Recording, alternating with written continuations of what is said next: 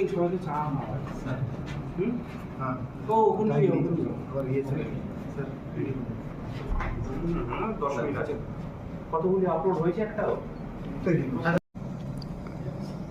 গতকাল আমাদের একটা কেসের উপরে ভিত্তি করে রেড করা হয় রানাঘাট পিড়িতে।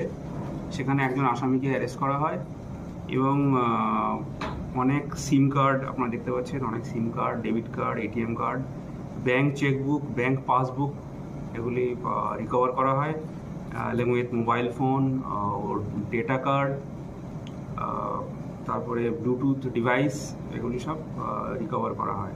এগুলি ইউজ করছিল সাইবার ফ্রডের জন্য।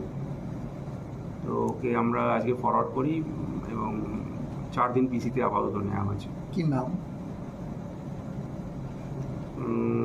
শুভজিৎ বল্লভ।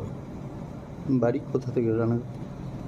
বাড়ি ধানতলায়, নদিয়া ডিস্ট্রিক্ট, রানাঘাট পিড়ি। এর পেছনে কি বড় র্যাকেট কিছু আছে না উনি একাই চালান? তদন্ত করছি, ইন কোর্স অফ ইনভেস্টিগেশন পরবর্তীকালে বলবো। এটা ওই সাইবারের সেই ফেক অ্যাকাউন্ট, মানে ফোন চেয়ে নাম্বার চেয়ে সেইভাবে টাকা তুলে নেয়, আর এরাই কি সেই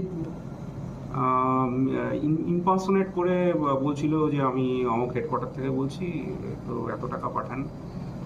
তার উপরে বেস করেই হয়েছিল।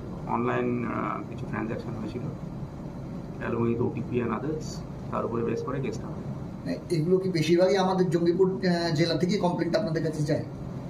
না, আমাদের থানায় জঙ্গিপুর সাইবার পিএসআই কমপ্লেন্টটা হয়, কেস হয় এবং সাবসিকুয়েন্টলি যেটা বললাম সেটা হয়েছে।